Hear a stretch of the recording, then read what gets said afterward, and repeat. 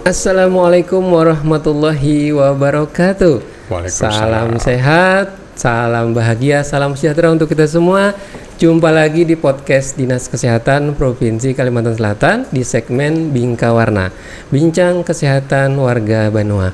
Sobat sehat, saat ini kita sering mendengar ya fenomena patah tulang. Patah tulang itu kayak apa gerang caranya kita mau obatinya? Mun orang Banjar tuh ya kebanyakan kita urut lah ujar, tapi kita harus ini ya, harus dengarkan nanti seperti apa sih terapi atau cara menyembuhkan patah tulang. Baik, sudah hadir di hadapan kami narasumber yang istilahnya sudah berpengalaman, sudah punya kemampuan yang luar biasa.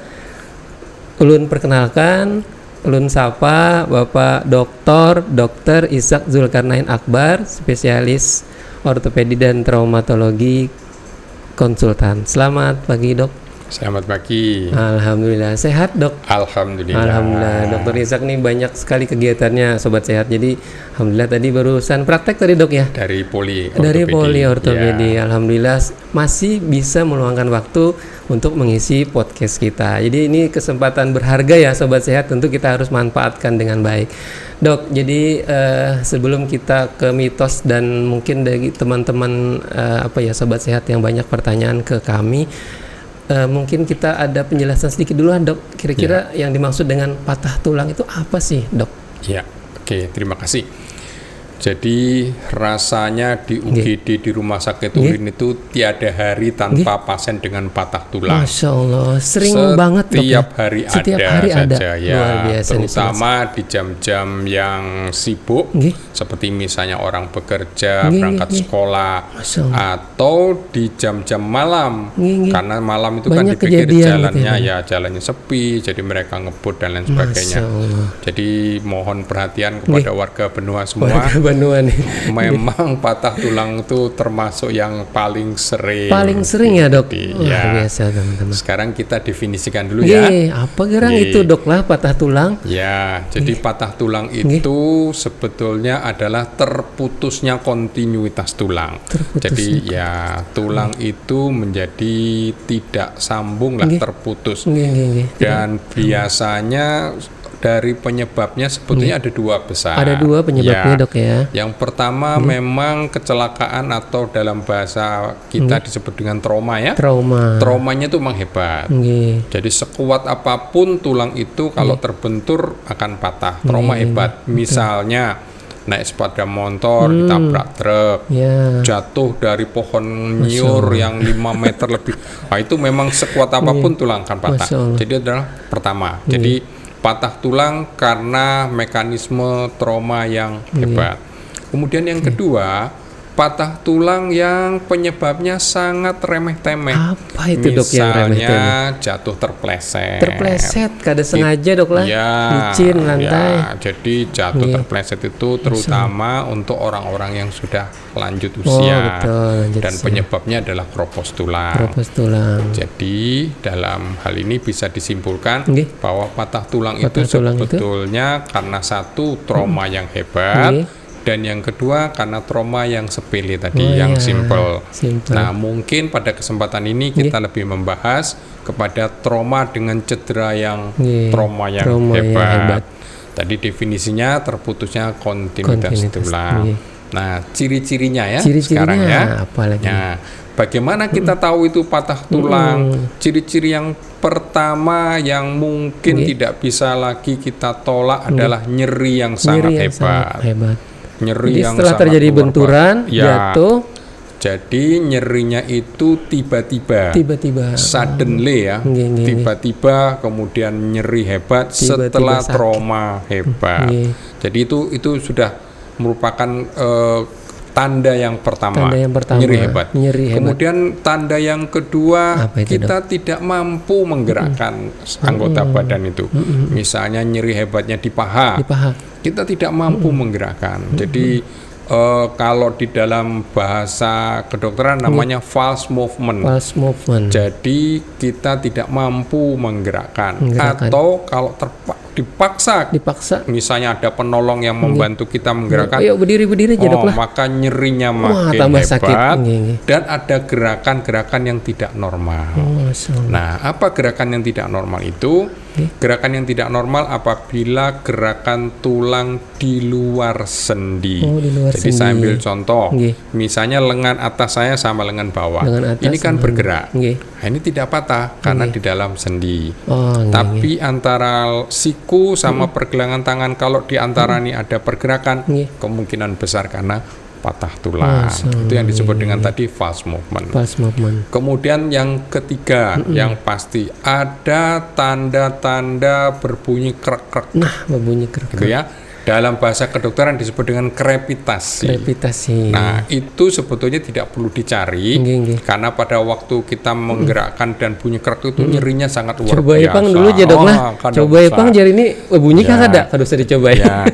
3 itu mungkin yang sangat penting, bahwa pertama ada trauma yang cukup adekuat, kemudian yang kedua nyeri tiba-tiba setelah kecelakaan itu tidak bisa menggerakkan, dan yang ketiga ada bunyi krek-krek karena ujung tulang dengan ujung tulang saling berbenturan. Iya, karena ada tadi yang lepas, gesekan-gesekannya itu luar biasa nih. Sakit banar dok lah. Liwar. Biasa liwar sakitnya. Jadi kalau yang banyak yang pian temui itu dok, yang datang ke rumah sakit itu kira-kira itu berbagai usia ya, segmen usia? Ya, tapi rata-rata usia produktif. Usia produktif. Jadi kira-kira 40 tahun ke bawah. 40 tahun ke bawah. Ya, karena mungkin mobilitasnya, gerakannya masih aktif, serba terburu-buru. Di jalan itu tidak pernah begamat tuh Pak, melaju terus, pokoknya terburu-buru tuh Pak. Jadi dengan seperti itu maka kewaspadaan menurun. Kemudian kita tidak mampu mengendalikan kendaraan apabila tiba-tiba ada sesuatu di depan kita, itu menyebabkan kecelakaan. Gitu ya. Betul sekali yang disampaikan dokter ini, sobat sehat. Jadi ini paling banyak dok lah ditemukan tuh usia produktif. Ini sobat sehat nih dok, kayak semua rata-rata kita usia produktif ya. Jadi beraktivitas itu dok lah, jangan mempas-pas waktunya ya. Anak begawi itu kurang 15 menit, aku ini sampai ke kantor, akhirnya bagasakan, muncul kecelakaan. Ke sekolah. Kan sekolah itu sekarang kalau lebih dari jamnya gerbang ditutup, kemudian di bukunya ditulis untuk menghindari itu mereka bedadas tuh bang, bagasakan tuh bang. Masuk jam 7 misalnya, jam 6 ya tulang berangkat. Jadi yang paling tinggi penyebab patah tulang tadi karena adanya kecelakaan tuh ya dok lah. Ada benturan, ada traumatik lalu lintas terutama ya. Baik dok, ini mungkin yang sering ditemui nih sobat sehat dok. Kira-kira begitu kita ketemu dok, orang yang ada kecelakaan di jalan, pertolongan pertama nih dok, kira-kira apa nih dok? Paling penting untuk kalau kita menjumpai orang yang kecelakaan pertama itu adalah, kalau dalam filosofi di kedokteran itu jangan kita menambah nyeri yang sudah diderita oleh pasien itu. Misalnya mau angkat-angkat, menggerak-gerakkan, menggoyang, jangan. Pokoknya jangan menambah nyeri. Ya, jangan menambahkan. Kalau sudah kita dekati orangnya, kita gerakan sedikit, orangnya berarti sudah, jangan lagi digerakkan. Tahu sudah tuh ciri-ciri begitu tulang. Sudah seperti itu jangan. Jadi yang paling penting adalah membuat tulang itu tidak bergerak. Kan tadi bergerak. Ada patah gitu ya, ada pergesekan sehingga ada pergerakan tulang. Kita buat tulang itu tidak bergerak. Caranya paling gampang ya dengan spalak. Spalak apapun juga. Kalau di jalan raya ada kayu atau apa boleh. Didekatkan ke tulangnya itu. Tetapi ada tetapinya. Jangan diluruskan. Misalnya dalam posisi bengkok, ya posisi sebengkok-bengkoknya itu aja dibebat gitu ya. Karena sekali lagi kalau kita luruskan akan menambah nyeri. Padahal prinsipnya adalah jangan menambah nyeri pada pasien itu, pada korban itu ya. Jadi apapun gitu. Kemudian yang kedua, apabila terlihat tulangnya di luar, jadi patah tulang yang ada lukanya dan tulangnya menonjol gitu, jangan dimasukkan. Kalau dimasukkan terjadi perdarahan hebat Dan yang kedua, begitu tulang di luar itu kan kotor, resiko infeksi. Kalau dimasukkan sama dengan memasukkan kuman ke dalam. Biasanya apapun juga kondisi pasien itu, entah itu tertekuk, tulangnya keluar, jangan diganggu posisi itu sudah paling enak buat pasiennya. Walaupun kita melihatnya tidak nyaman ya. Nah, itu posisi seperti itu langsung dibebat saja dengan kayu. Nah, sekarang bagaimana kalau kita tidak menemukan kayu di jalan? Kan ngalih nih kadang mencari kayu. Ya dibebat dengan sebelahnya. Kalau kaki dibebat dengan yang sebelahnya. Sehingga sebelahnya itu sebagai spaleknya. Gitu ya. Dan itu memang salah satu cara supaya tidak terjadi kerusakan yang lebih lanjut karena kita menggerakkan yang tidak perlu, perdarahan yang sudah berhenti menjadi berdarah lagi, dan yang paling penting supaya pasien ini tidak teriak-teriak makin kayak disiksa atau jadi prinsip pokoknya membantu boleh, tetapi jangan menambah cedera, jangan menambah nyeri. Itu yang paling utama. Jadi kita harus perhatikan juga nih, karena ulun perhatikan dok, warga Banyuwangi atau sobat sehat itu jiwa menolong itu tinggi dok. Rajin menolong. Sedikit aja ada kecelakaan langsung datang dan biasanya tuh memindahkan dulu lah dok, memindahkan. Tapi cara memindahkannya, ikan batisnya lah, aku tangannya. Nah ini kadang mungkin kita tahu ada patah tadi dok ya. Cirinya pokoknya kalau digerakkan orangnya teriak sakit, hati-hati itu. Itu artinya sudah. Itu paling gampang lah. Jadi, memang ada yang diiringi dengan perdarahan dok lah, ada yang kadang ada yang patah tertutup karena tulangnya tidak ada luka, dan ada yang terbuka. Yang terbuka itu ada yang tidak terlihat tulang, ada yang tulangnya menonjol. Kalau tulangnya keluar itu pokoknya sekali lagi jangan dimasukkan. Pokoknya dimasukkan kapan? Dimasukkan setelah luka tulangnya menjadi bersih di kamar operasi nantinya ya. Infeksi tadi dok. Ya, resiko infeksi. Gitu. Dan kadang-kadang dengan tulang yang sudah di luar tuh perdarahannya berhenti. Kita masukkan lagi, goyang lagi, ke tusuk tulangnya lagi, bocor lagi. Jadi itu yang paling utama ya. Baik, jadi terima kasih dok. Jadi memang yang paling sering itu kalau ada perdarahan, kalau lukanya parah itu biasanya doknya dibawanya ke rumah sakit atau fasilitas kesehatan. Nah ini dok, kayak mungkin ada yang gugur, kecelakaan, terpleset, tapi kada kelihatan lukanya atau kada kelihatan patahnya. Yakin bawa ke rumah, kan dilihat kan kau aja dok, kau bisa aja berjalan mungkin, tapi kita tahu nih karena ada benturan tadi. Nah ini dok yang paling banyak di lapangan jualan mungkin yang kada ke rumah sakit, patah tulangnya yang tidak diketahui, lalu sakitnya tuh kada pernah berhenti dok. Sakit harus dibawalah beurut. Nah ini dok yang kebanyakan nih. Oke baik, jadi dok ini yang paling banyak kami temukan juga di lapangan nih sobat sehat, itu yang kadawani dok, kayak kalau patah tulang itu dibawa ke rumah sakit, jadi kita bawa aja ke tukang urut nih. Kira-kira menurut Pian kayak apa dok?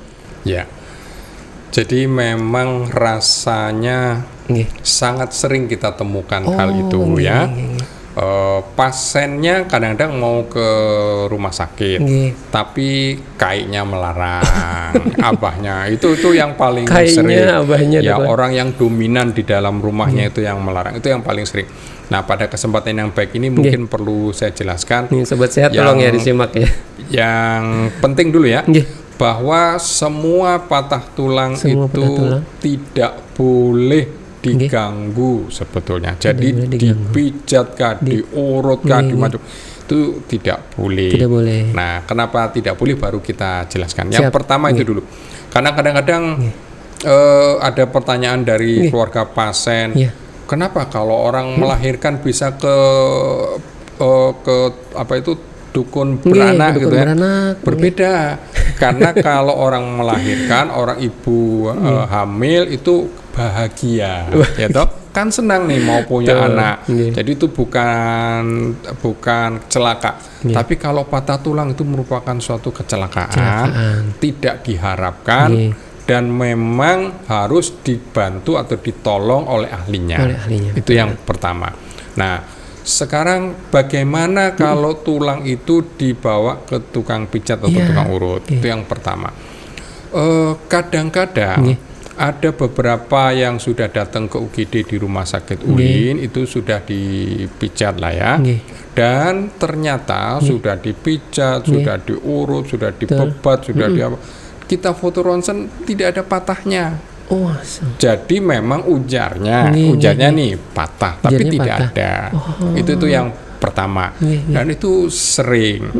Jadi memang nyeri saja itu sebetulnya belum cukup. Nah, untuk mendiagnosa ini patah ada. Untuk mendiagnosa tadi adalah yang kedua dan ketiga. Apabila tidak menggerakkan pada tangan, kemudian ada kerpek-kerpek itu tanda pasti ya.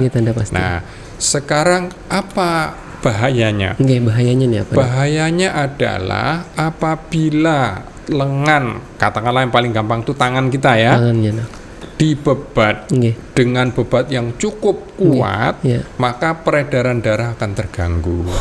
Itu yang utama. Nah, peredaran darah yang terganggu itu ciri-cirinya apa? Ciri-cirinya adalah katur, kesemutan. Contoh saja, jari kita ikat gelang karet, tidak sampai 2 menit, sudah biru, dan rasa katur, rasa kesemutan.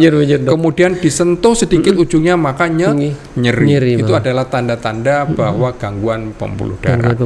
Biasanya yang setelah diikat kuat itu, biasanya seperti itu, tangannya makin bengkak, digerakkan makin nyeri. Ingat prinsip yang pernah saya sampaikan di awal tadi, jangan menambah nyeri. Kalau dilakukan suatu tindakan, katakanlah dibebat dengan kayu, diikat kuat, makin nyeri, itu artinya salah. Kenapa salah? Karena menambah nyeri.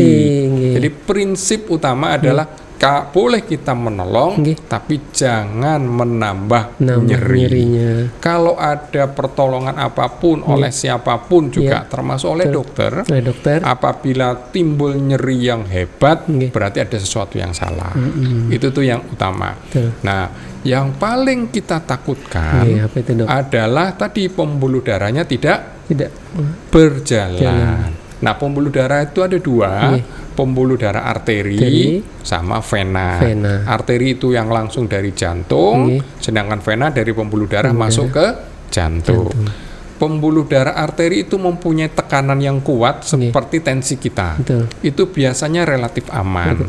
Tapi yang vena itu lembek. Nah, kalau tangan kita diikat kuat, yang paling resiko terjepit adalah vena tadi, yang berwarna biru-biru kelihatan di jari-jari kita nih. Vena. Kalau itu terjepit, maka otot-otot yang bagian dalam akan mati.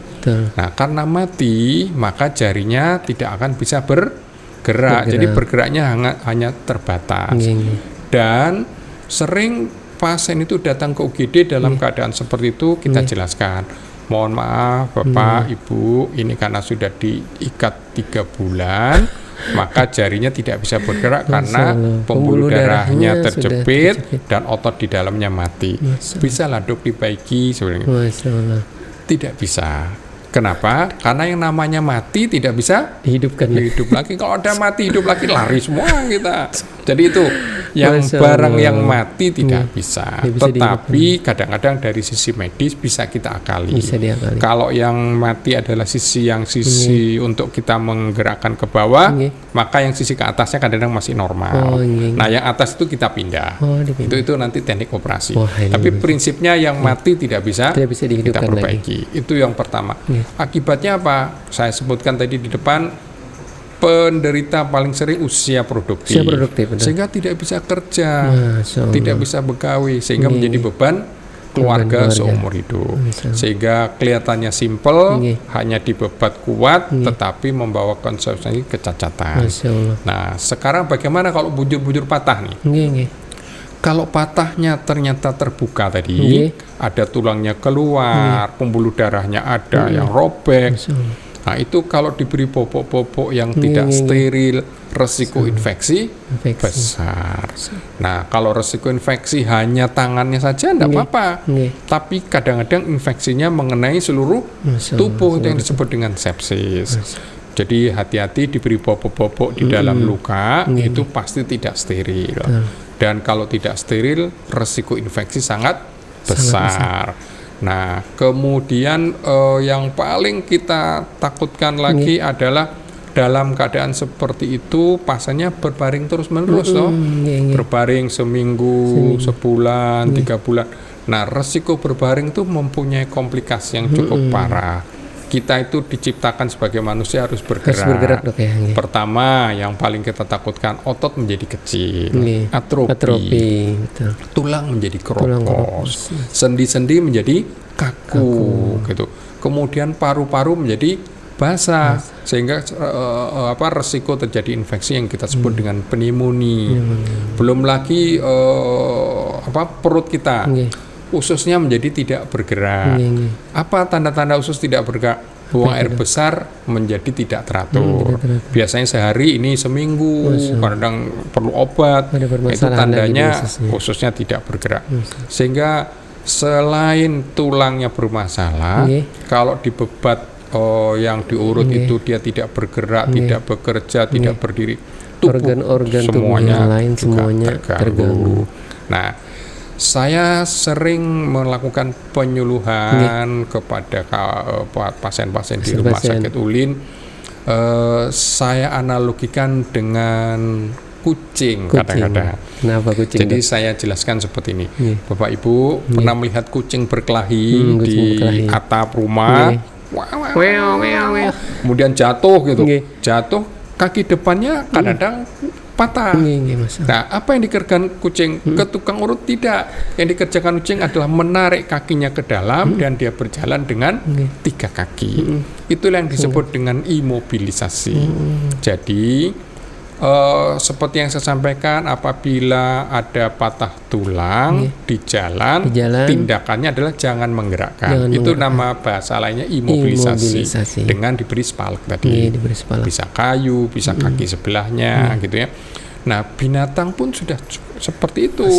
Jadi apabila ada patah di kakinya habis jatuh dari atap, dia tetap berjalan dengan kaki 3. Yang itu tidak itu dimasukkan ke dalam. Satu lagi contoh, ayam kakinya 2. Kalau terperosok di dalam kurungannya yang bambu-bambu ditarik paksa itu kadang-kadang memang terganggu juga dia. Apa yang dikerjakan ayam? Sama, dia berjalan loncat-loncat kaki satu, satunya disembunyikan ke dalam. Itu imobilisasi. Setelah seminggu baru Nah, itu adalah tanda-tanda alam yang sebetulnya manusia banyak belajar dari sana.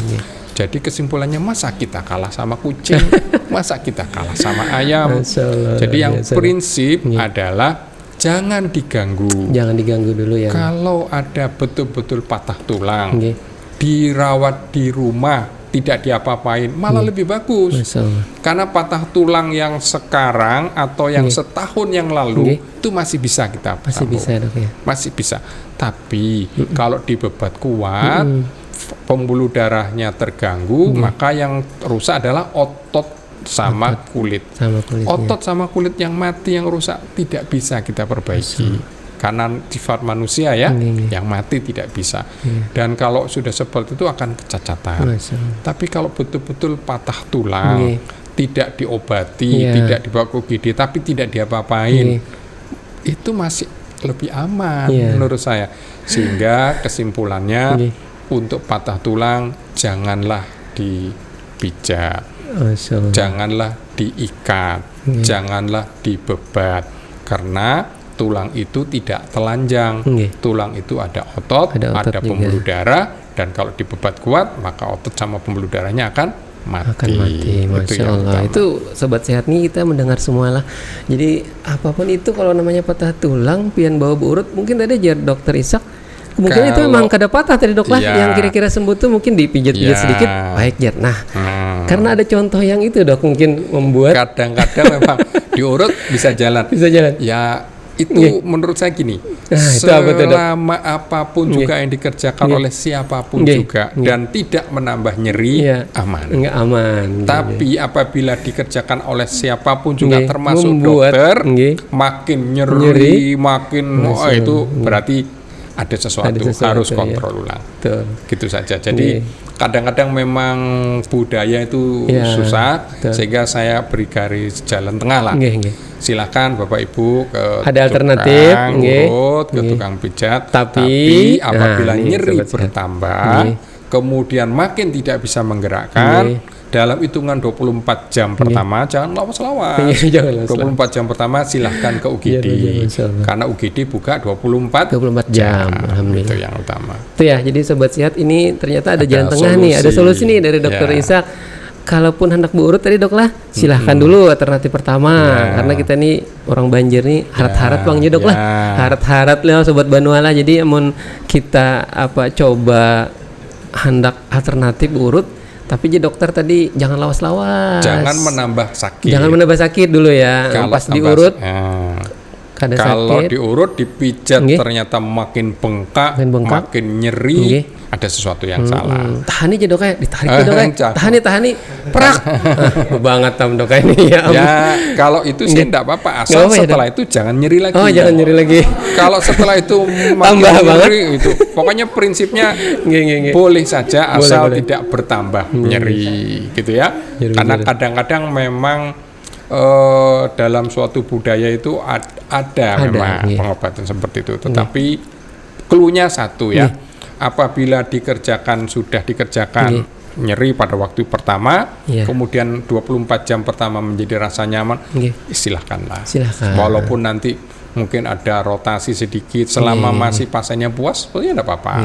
Tapi yang utama, apabila nyerinya makin hebat, sampai tidak bisa tidur, disentuh sedikit saja kesemutan seperti orang kalau duduk besi lalawas tuh, duduk besi lalawas kan kalau berdiri kan punya. Nah, kalau sudah ada itu hati-hati. Itu sudah tanda dari Allah bahwa tubuh kita ada gangguan pembuluh darah. Dan itu tidak bisa lama karena lebih dari itu pembuluh darahnya rusak maka akan mati. Kalau masih kesemutan nyeri itu sebenarnya dia masih hidup, tapi kalau dia bisa teriak itu, tangannya teriak tuh dia teriak tolong, tapi karena kita tidak paham, jadi diberi tanda sama Yang Maha Kuasa dengan nyeri, kesemutan, menjadi lebih biru. Nah itu harus hati-hati. Karena kalau memang biru nyeri bertambah, kemudian dibiarkan terus dan tangannya menjadi hitam, maka dibawa ke UGD. Kalau patah tulang kan bisa dipen. Kalau sudah hitam harus amputasi adalah dipotong dan dibuang. Ya, jadi itu yang sebenarnya paling kita takutkan. Nah, jadi cluenya jalan tengahnya apapun, kalau itu entah fraktur atau tidak dan Bapak Ibu memang rasa nyaman dipegang oleh tukang urut, boleh saja. Asal nih jangan bertambah sakitnya. Jangan banget Dok lah. Sekarang ini sakit, tapi masih bisa ditahani. Tapi setelah dipijat, dibebat, diikat, makin sakit, makin tidak bisa tidur, teriak-teriak, rasa kesemutan. Sudahlah, kalau sudah seperti itu silakan ke UGD. UGD buka 24 jam. Dan memang sifatnya tuh gini, nyerinya tuh hebat 2-3 hari, setelah itu nyerinya hilang.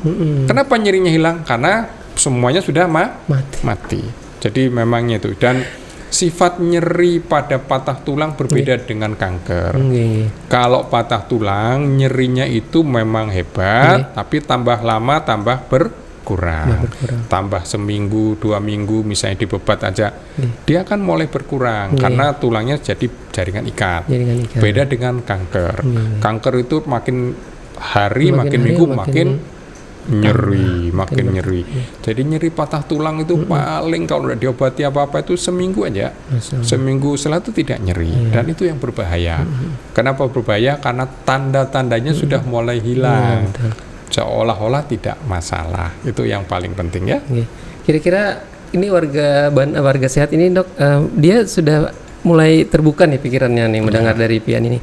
Tapi muncul pertanyaan Dok, kalau kada diurut jar ke rumah sakit, kira-kira tuh tahapan-tahapan terapi di rumah sakit itu apa aja nih Dok? Ya, yang penting berikutnya, apabila Bapak Ibu mengalami kecelakaan, katakanlah sudah patah tulang, sudah betul di ronsen patah tulang, belum tentu dioperasi. Belum tentu. Ini yang takutannya Dok. Belum tentu dioperasi. Kalau masih baru. Karena bisa kita betulkan dengan dibius gitu dan dipasang gips. Jadi tidak perlu operasi. Tapi itu tidak bisa kalau terlambat. Kalau terlambat kan harus kita bongkar, harus kita buka dengan operasi.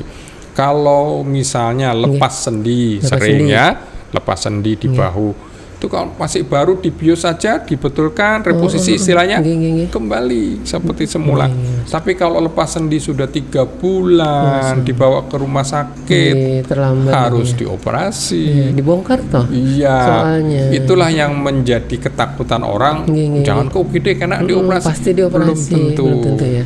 Jadi tapi harus cepat dok ya? Harus baru tadi. Harus baru. Ya tadi kan cluenya boleh dikerjakan oleh siapapun juga, syaratnya tidak nyeri hebat. Kalau nyerinya hebat silahkan ke UGD. Kemudian yang kedua, apabila rasa tidak nyaman silahkan ke UGD. Kenapa? Tidak harus semuanya itu dioperasi. Bisa dipasang gips, bisa dipasang gendongan mitela saja, bisa ditambah krek saja, bisa suruh jalan dengan kursi roda. Jadi tidak harus operasi. Itu yang mungkin sering ditakutkan. Itu yang ditakutkan akan dok, kayak munnya ke rumah sakit nyata sudah jadi operasi. Padahal belum tentu ya dok ya. Tuh sobat sehat, kita ini baru ya infonya mungkin bagi sobat sehat yang biasanya membawa ke tukang urut. Nah ini ya itu tadi jadi dokter bisa, tapi kalau tidak memperhatikan hal-hal yang tadi tentu tambah parah, tambah banget. Ya tadi ada solusi. Silakan dibawa ke tukang urut, syaratnya tidak nyerinya bertambah. Dan kalau sudah seperti itu kontrol aja ke UGD. Nanti akan kita foto ronsen, nanti akan kita komunikasikan. Nah, apakah nanti Bapak Ibu mau tetap ke tukang urut atau ke kita tidak masalah. Yang penting clue pertama. Siapapun juga yang mengobati, siapapun juga yang mengurut, kalau bertambah nyeri hati-hati. Hati-hati dok ya. Apabila sudah dikerjakan oleh mereka kemudian datang ke UGD, aman aja, kita akan mengerjakan sesuai dengan profesional kita. Tidak akan dimarahi, enggak, tidak. Jadi tetap akan kita lakukan. Tukang urutnya nih. Kita secara profesional. Aman aja dok lah. Karena tujuannya sama-sama menolong. Masya Allah, luar biasa. Luar biasa dok. Jadi kita sudah dengar nih sobat sehat terkait dengan tadi tindakan-tindakan apa yang harus dilakukan, upaya-upaya apa. Mungkin yang berikutnya nih dok, kira-kira kalau kita dalam pemulihan patah tulang itu ada makanan yang harus kita konsumsi khusus nggak dok? Ya, prinsipnya apapun juga kalau badan kita sakit, yang utama adalah makanan yang bergizi. Makan bergizi. Ya, itu yang utama. Kemudian yang kedua, setelah makan bergizi itu karena ceritanya ini patah tulang, maka janganlah digerakkan. Misalnya, misalnya operasi. Nah, operasi nih sudah jelas-jelas pasang pen di paha, ya jangan diinjakkan. Jadi jalan pakai dulu ya. Double crutch, tongkat itu itu dulu yang utama. Pertama makan yang bergizi, tetap bergerak. Tidak boleh berabah terus. Kan tadi saya jelaskan toh, kalau terlalu malas dok kayaknya sakitannya. Kalau berabah terus itu usus akan ada berhenti, organ-organ tubuh lain yang terganggu. Itu yang berbahaya. Sobat sehat. Itu yang perlu dipahami ya. Jadi kadang-kadang hanya berpikir tulangnya saja, tapi tidak. Kita yang lain yang tadi diam nih dok lah. Ada usus tadi dokter. Usus, ada paru-paru. Otak pun juga kalau berapa terus di kamar, kadang-kadang kita bingung-bingung, bahasa kita delirium toh. Bingung-bingung. Hangnya. Ya. Tensi menjadi hipotensi. Rendah dok lah. Hipotensi ortostastik. Jadi hipotensi karena terlalu lama berbaring. Gitu. Ya. Masya Allah.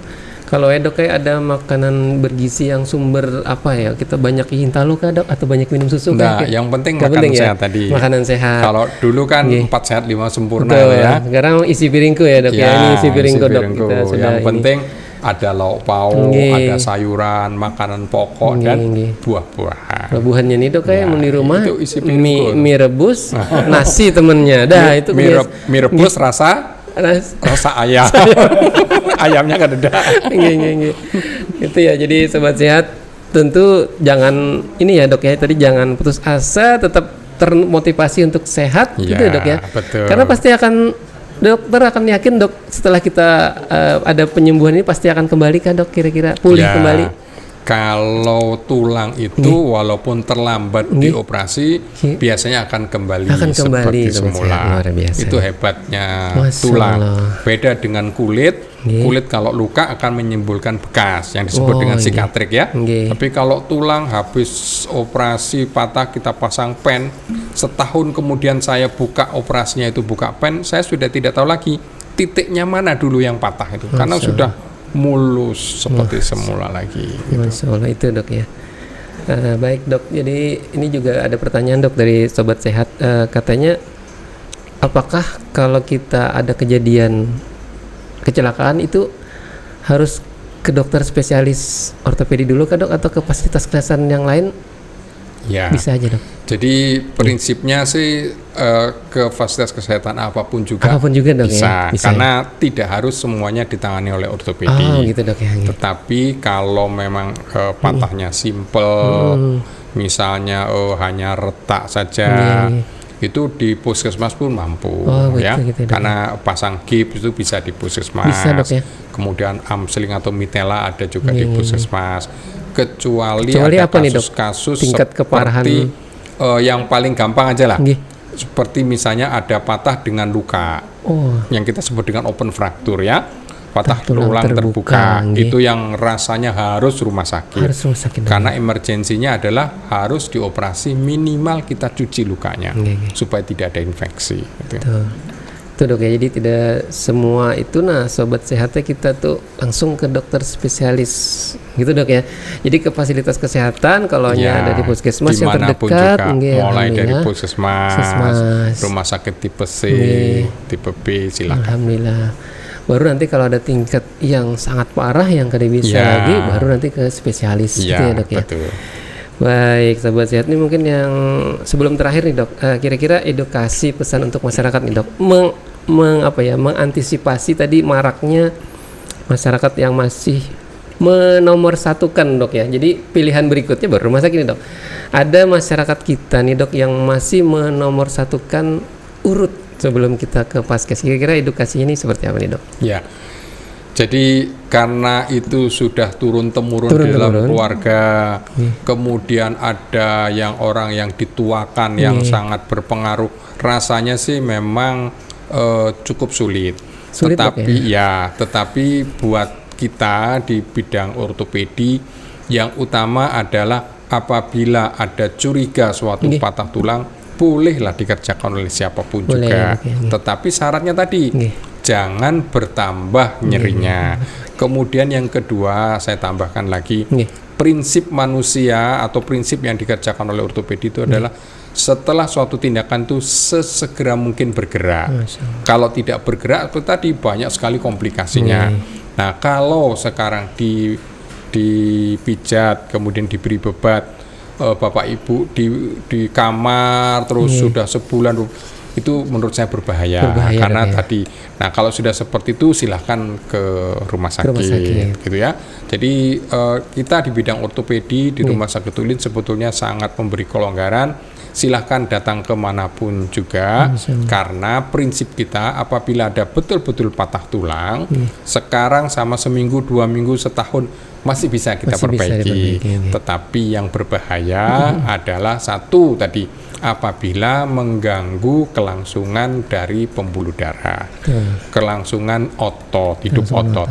Nah cirinya paling gampang adalah nyeri yang bertambah. Kalau nyeri yang bertambah, kulit menjadi biru, hati-hati. Sebaiknya semua bebat dibuka dan harus segera ke UGD dalam 24 jam pertama. Karena itu berlomba dengan kecepatan pembuluh darah yang rusak. Sehingga kalau ada pembuluh darah yang terjepit, ototnya menjadi mati, menjadi biru, barang yang mati tidak bisa hidup lagi. Itu tuh yang paling penting. Tapi kalau patah tulang, hari ini patah tulang seminggu, sebulan, 2 bulan masih bisa kita perbaiki. Asal ototnya jangan diganggu. Ya, bagaimana kita tahu otot sudah terganggu? Paling gampang tadi nyeri tadi. Nyeri dan rasa katur tadi, kesemutan. Seperti kita duduk bersila lawas tuh. Nah, kalau berdiri kan rasa jalan pincang-pincang. Rasa kesemutan toh. Coba kaki yang kesemutan tuh diinjak. Tambah sakit. Nah, itu adalah ciri-ciri yang paling jadi mudah. Dan saya selalu memberi contoh seperti itu karena kita sering atau semuanya pernah lah duduk bersila lawas, berdiri yang ngalih dok lah. Karena katur diinjak. Nah itu ciri-ciri paling gampang pembuluh darah yang sudah mulai terjepit, mulai terganggu lah ya. Ya. Baik, luar biasa nih Dokter Ishak penjelasannya nih, mudah-mudahan semakin membuka wawasan sobat sehat nih dok, karena apapun itu informasi ini kita meluruskan hal-hal yang di masyarakat tuh rame, wah ini satu-satunya solusi, ternyata jadi Dokter Ishak itu bukan satu-satunya solusi dok ya. Solusi itu boleh digunakan tadi dengan memperhatikan hal-hal yang sudah disampaikan Dokter Ishak. Ada win-win solusi. Jadi tapi yang paling bagus, yang paling bagus ada lagi nih. Tetap semuanya itu diserahkan kepada ahlinya. Betul. Kalau memang bapak ibu kecelakaan, ya harus ke rumah sakit, gitu ya. Kalau bapak ibu mau beli makanan ke rumah makan. Nah, maksudnya tuh, jadi itu sudah sesuai peruntukannya. Kalau memang mau sekolah ya ke sekolah. Namanya kalau garing sakit kecelakaan, jawabannya satu, puskesmas atau rumah sakit. Itu yang utama. Kalau mau yang lain silakan, tapi hati-hati. Gitu ya. Baik, sobat sehat, itu ya kata kunci yang ingin ulun simpulkan, bahwa patah tulang itu memerlukan penanganan medis yang tepat. Tujuannya apa? Mencegah komplikasi, tambah banget tadi jadi dokter, dan untuk memastikan penyembuhannya itu bisa optimal gitu ya dok ya. Dan yang paling penting besok sembuh bisa kerja lagi. Masya Allah, luar biasa. Kalau nggak bisa kerja, Masya Allah, betul. Apalagi tulang punggung keluarga. Tulang punggung. Kasihan anak, kasihan istri, ya, atau lagi, kasihan keluarga yang mencari duit di rumah tuh kerja lagi. Mudah-mudahan secepatnya kita atasi, secepatnya bisa disembuhkan gitu ya dok. Dan bisa begawi pulang. Baik dokter, kita sudah menghabiskan waktu kurang lebih 30 menit nih dok. Makasih banyak Dokter Ishak atas waktunya hadir di podcast kami. Mudah-mudahan sehat terus pian dok. Amin. Baik sobat sehat, mungkin sampai di sini ya kami menyampaikan edukasi terkait dengan patah tulang bersama narasumber Dokter Ishak Zulkarnain Akbar, spesialis ortopedi dan traumatologi. Baik, mungkin terima kasih atas perhatiannya. Mohon maaf apabila terdapat kesilapan kata ataupun sikap. Jangan lupa tonton terus di YouTube kami @dinkesprofkalsel, dan di follow terus di Instagram kami @dinkesprofkalsel. Sebelum mengakhiri, Bang Mandra makan ikan tenggiri. Cakep. Minumnya jamu buatan mantan dok ay. Buatan mantan ini bisa diracuninya dok ay. Baik, ulun Hendra pamit undur diri. Mudah-mudahan kita bertemu lagi di lain kesempatan. Makasih. Billahi taufiq wal hidayah. Wassalamualaikum warahmatullahi wabarakatuh. Waalaikumsalam warahmatullahi wabarakatuh. Makasih dok.